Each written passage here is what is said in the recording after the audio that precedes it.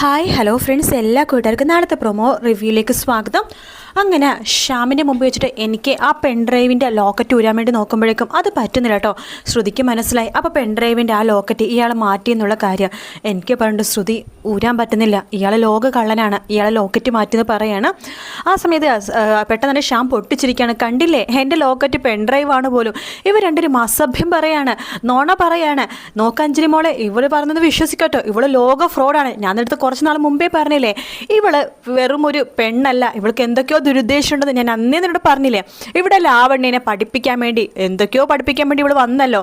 അന്ന് തൊട്ടേ ഇവളുടെ മനസ്സിൽ ഈ വീട്ടിൽ എങ്ങനെയെങ്കിലൊക്കെ കയറി പറ്റണമെന്നായിരുന്നു. അതിനെ വേണ്ടിയിട്ടാ അശ്വിനെ അതുപോലെ നമ്മുടെ അളിയനെ ലാവണ്യെ തമ്മിൽ തെറ്റിച്ചത്. എന്നിട്ട് ആ സ്ഥാനത്തേക്ക് അവള് കയറി വന്നു.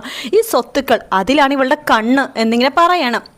ആ സമയത്ത് പെട്ടെന്ന് തന്നെ പ്രീതിക്ക് ദേഷ്യം വരണം. പ്രീതി വിളിച്ചു പറയണ്ട്, അതെ ശ്യാം, ഞങ്ങൾ പറയുന്ന കാര്യങ്ങൾ നിങ്ങൾ ഫുള്ളായിട്ടൊന്ന് കേൾക്ക്. ഈ ശ്യാമേ കള്ളനാണ്, അതിന് എനിക്കും കുറച്ച് കാര്യങ്ങൾ പറയാനുണ്ട്. പ്രീതി, താൻ എന്തൊക്കെയാണ് പറയാൻ പോണത് എന്ന് ആകാശ് ചോദിക്കുമ്പോൾ, ആകാശേട്ടൻ ക്ഷമിക്കണം, ആകാശേട്ടനും ഈ വീട്ടുകാരും അറിയാത്ത ഒരു രഹസ്യം കൂടി എനിക്കും ശ്രുതിക്കും പറയാനുണ്ട്. ഈ ശ്യാം ഞങ്ങൾക്ക് മുമ്പേ അറിയാവുന്ന ഒരാളാണ്. ഞങ്ങളുടെ അമ്മായിയുടെ വീട്ടിൽ പെയിൻ ഗസ്റ്റ് ആയിട്ട് ഇയാൾ കുറേ നാൾ നിന്നിരുന്നു. ഞാനോ?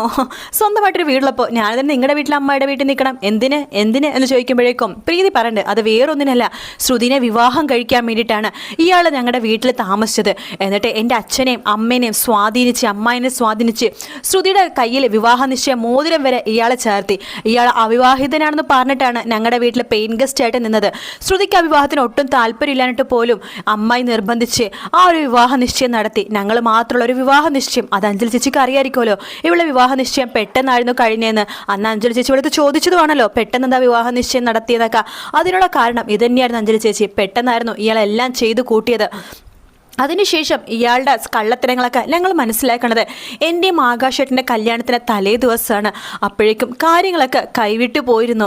വിവാഹം ഒരു പ്രാവശ്യം മുടങ്ങിയതാണ് എൻ്റെ. ഇനിയും മുടങ്ങിക്കഴിഞ്ഞാൽ എൻ്റെ ജീവിതം എന്താകുമെന്ന് എൻ്റെ അനിയത്തി ആലോചിച്ചു.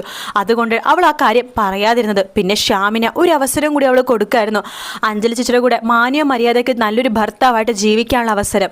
പക്ഷെ അപ്പോഴും ഇയാൾ മാന്യ മര്യാദയ്ക്കിട്ട് ജീവിച്ചില്ല. അഞ്ജലി ചേച്ചിയുടെ ഭർത്താവായിട്ടിരിക്കെ ഇവിടെ അശ്വിൻ സാറ് ശ്രുതിനെ വിവാഹം കഴിച്ചിട്ട് ശ്രുതിയുടെ പുറകെ തന്നെയായിരുന്നു ഇയാളുടെ നടപ്പ് ഫുള്ളും.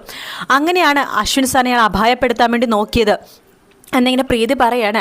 പെട്ടെന്ന് തന്നെ ശ്യാം പറയുന്നുണ്ട്, അഞ്ജലി മോളെ കേട്ടില്ലേ, പുതിയ കഥ ചേച്ചി അനിയത്തിയും കൂടി ഉണ്ടാക്കിയിരിക്കുക. ഞാൻ ഈ ശ്രുതിനെ വിവാഹം കഴിക്കാൻ വേണ്ടി ഇവരുടെ വീട്ടിൽ പെയിൻ ഗസ്റ്റ് ആയിട്ട് നിന്ന് പോലും ഇവരെന്തൊക്കെ കള്ളക്കഥയാണ് ഈ പറഞ്ഞുണ്ടാക്കണത്. രണ്ടും കൊള്ളാം, രണ്ടും നല്ല നല്ല നുണച്ചികളാണ് എന്ന് ശ്യാം പറയാണ്.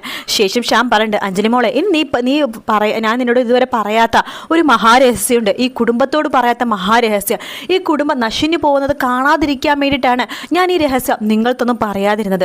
സത്യം പറഞ്ഞാൽ അശ്വിനെ ഇവള് വിവാഹം കഴിച്ചതിന് എന്നെ സ്വന്തമാക്കാൻ വേണ്ടിയിട്ടായിരുന്നു. ഇവൾ എൻ്റെ പുറകെ നടക്കുമായിരുന്നു. അഞ്ജലി മോളെ, പലപ്പോഴും നീ കാണാതെ എൻ്റെ റൂമിലേക്ക് ഇവൾ വരുമായിരുന്നു. ഇവൾ പല രീതിയിലും എന്നെ സ്വാധീനിക്കാൻ നോക്കി.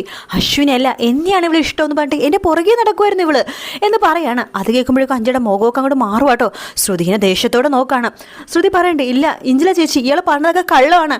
പറയുമ്പോഴേക്കും, അതെ ഞാൻ പറഞ്ഞതല്ല, ഇവള് പറഞ്ഞതാ അഞ്ജലി മോളെ കള്ളം. രാജകുമാരി, നീ വിശ്വസിച്ചേ പറ്റൂ. ഇവള് എൻ്റെ പുറകെ നടക്കുമായിരുന്നു. നീ തന്നെ കണ്ടിട്ടില്ലേ എൻ്റെ റൂമിൽ ഇവള് നീ ഇല്ലാത്ത സമയത്ത് കയറി വന്നിട്ട് എനിക്ക് പായസം തരാൻ നോക്കിയത്. അത് മാത്രമല്ല എൻ്റെ കഴുത്തിൽ മാല ഇടാൻ നോക്കിയതും എന്നെയായിട്ട് കൊഞ്ചു കൊഴയാൻ വേണ്ടി പുറത്തു പോകാൻ വേണ്ടി വരാൻ പറഞ്ഞതൊക്കെ പല സമയത്ത് ഇവൾ പറഞ്ഞിട്ടുണ്ട് എൻ്റെ അടുത്ത്. ഞാനും എന്തെങ്കിലും ആവശ്യത്തിന് വേണ്ടിയിട്ടേക്കൊന്ന് പറഞ്ഞിട്ട് ഇവളുടെ അടുത്ത് പോയിട്ടുണ്ട്. പക്ഷെ ഇവളുടെ ഉദ്ദേശം പലതായിരുന്നു അഞ്ജലി മോളെ എന്ന് പറയണം. അപ്പോഴേക്കും മനോരമ പറയുന്നുണ്ട്, അതെ എനിക്കും അതിനെക്കുറിച്ച് പറയാനുണ്ട്. ശ്രുതിക്ക് ശ്യാമിനോട് ഒരു താല്പര്യം തോന്നിയിട്ടുണ്ട്. ഞാനത് കേട്ടതാണ്, എൻ്റെ ചെവി കൊണ്ട് കേട്ടതാണ്. ശ്രുതി ശ്യാമിനോട് പറയണത്, അഞ്ജലിനെ ഒഴിവാക്കുകയാണെങ്കിൽ ശ്യാമിനെ ശ്രുതി വിവാഹം കഴിക്കുമെന്ന് ശ്രുതിയുടെ വായിൽ നിന്ന് പറയണത് ഞാൻ കേട്ടതാണ്. അത് ഞാൻ അഞ്ജലി മോൾ ഇന്ന് രാവിലെ പറഞ്ഞതുമാണല്ലോ എന്ന് പറയുമ്പോൾ ശ്രുതി പറയണ്ട, അഞ്ജലി ചേച്ചി അതൊക്കെ ഞങ്ങളുടെ നാടകത്തിൻ്റെ ഭാഗമായിരുന്നു എന്ന് ശ്രുതി പറയാണ്. എനിക്കേ പറയണ്ട, അതേ അഞ്ജലി ചേച്ചി ഞാൻ പറഞ്ഞിട്ടാ ശ്രുതി അങ്ങനെയൊക്കെ അഭിനയിച്ചത്.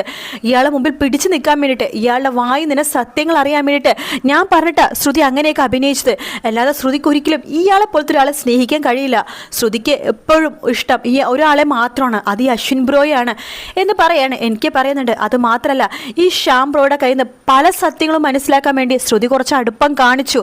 അത് ഞാൻ പറഞ്ഞ ആനും കൂടി അറിഞ്ഞിട്ടാണ് എന്ന് പറയും. പറയുമ്പോൾ അഞ്ജലി ആകെ ദേഷ്യം വരും കേട്ടോ. അഞ്ജലിയുടെ പിന്നെ ശ്രുതി പറയണ്ട, അതെ ഞാൻ ഇയാളുടെ അടുപ്പം കാണിച്ചത് തന്നെ അശ്വിൻ സാർ എവിടെയാണ് ഇയാൾ ഒളിപ്പിച്ചെന്നുള്ള സത്യം അറിയാൻ വേണ്ടിയിട്ടാണ്. അങ്ങനെയാണ് ഞാൻ ഈ സത്യങ്ങളൊക്കെ അറിഞ്ഞത്.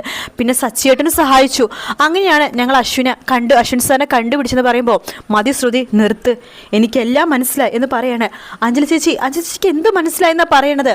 എനിക്ക് എല്ലാ സത്യവും മനസ്സിലായി, ഇറങ്ങി ഇവിടെന്ന് അഞ്ജലി ചേച്ചി എന്ന് ശ്രുതി പറയുമ്പോൾ എൻ്റെ ഭർത്താവിനെ കുറിച്ച് ഇത്രയും നീ പറഞ്ഞു, ഞാൻ എല്ലാം കേട്ടിരുന്നു. ഇപ്പം എനിക്ക് മനസ്സിലായി ആരാണ് സത്യം പറയണമെന്നും ആരാണ് കള്ളം പറയണമെന്നും. നീയാണ് കള്ളം പറയണത്, നീയാണ് നുണച്ചി എന്ന് പറഞ്ഞിട്ട് അഞ്ജലി ശ്രുതിയുടെ മുഖത്തിരിട്ട് ഒറ്റ അടി കൊടുക്കുക കേട്ടോ. ശ്രുതി ആകെ ഷോക്കായി പോവാണ്. എനിക്ക് പറയുന്നുണ്ട് അഞ്ജലി ചേച്ചി എന്തൊക്കെയാണ് കാണിക്കണത്? വേണ്ട, എനിക്ക് നീ ഇവളെ സപ്പോർട്ട് ചെയ്യണ്ട, നീ ഇവളെ വിശ്വസിച്ചു, അത് തന്നെയാണ് ഇവളും മുതലെടുത്തത് എന്ന് പറയുമ്പോഴേക്കും പ്രീതി പറയണ്ട് എല്ലാം അഞ്ജലി ചേച്ചി അങ്ങനെയല്ല എന്ന് പറയുമ്പോൾ മനോരമ പറയണ്ട് പ്രീതി മിണ്ടരുത്, നീ ഇറങ്ങ്, ഇപ്പം ഈ വീട്ടിൽ നിന്ന് ഇറങ്ങണം. പല കള്ളങ്ങളും ഒളിച്ചു വെച്ചിട്ടാണ് നിങ്ങൾ ഇവിടെ നിന്ന് നിന്നതല്ലേ, പല ഉദ്ദേശങ്ങളും നിങ്ങൾക്ക് രണ്ടുപേർക്കും ഉണ്ടായിരുന്നു. ഇറങ്ങടി എൻ്റെ വീട്ടിൽ നിന്ന് എന്ന് പ്രീതിരുന്ന് പറയാണ്. ആകാശേട്ടാ വേണ്ട, എനിക്കിതിലൊന്നും പറയാനില്ല. തന്നോട് ഞാൻ കല്യാണത്തിന് മുമ്പ് ഒരു കാര്യം മാത്രമേ ആവശ്യപ്പെട്ടിട്ടുള്ളൂ, തൻ്റെ എൻ്റെ ജീവിതത്തിൽ ഒരു രഹസ്യങ്ങളും പാടില്ല, നമ്മൾ രണ്ടുപേരും ഒന്നായിരിക്കണമെന്ന്. പക്ഷെ താൻ എന്നോട് കള്ളത്തരം കാണിച്ചു, പല സത്യങ്ങളും താൻ എന്നോട് പറഞ്ഞില്ലല്ലോ അല്ലേ? ഇപ്പം എനിക്ക് മനസ്സിലായി, താനും പല കള്ളത്തരങ്ങൾ എന്നോട് കാണിക്കുന്നുണ്ട്. അതുകൊണ്ട് എനിക്കിതിലൊരു തീരുമാനം പറയാൻ പറ്റില്ല പ്രീതി എന്ന് ആകാശ് പറയണം. മനോരമ വീണ്ടും പറയാണ് വേണ്ട, ഇറങ്ങടി എന്ന് പറഞ്ഞിട്ട് പ്രീതിനെ പിടിച്ച് തള്ളിയിടുവാട്ടോ. ഇതൊക്കെ കണ്ടിട്ടും അശ്വിനൊന്നും മിണ്ടുന്നില്ല.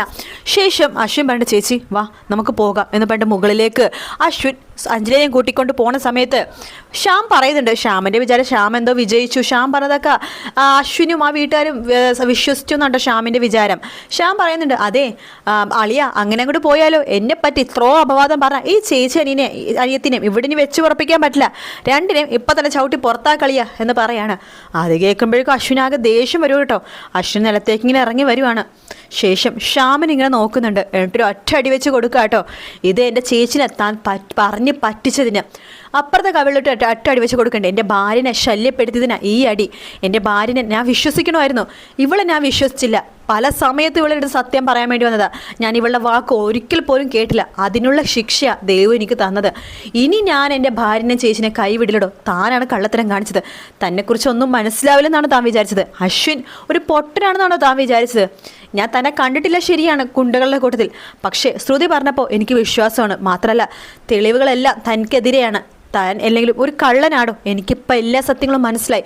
താൻ തന്നെയാണ് ലോക കള്ളൻ, താനാണ് ഇവിടെ നിന്ന് പുറത്ത് പോവേണ്ടത്, പോടോ ഇവിടെ നിന്ന് എന്ന് പറഞ്ഞിട്ട് ശ്യാമിനെ പിടിച്ച് പുറത്താക്കുവാണ്.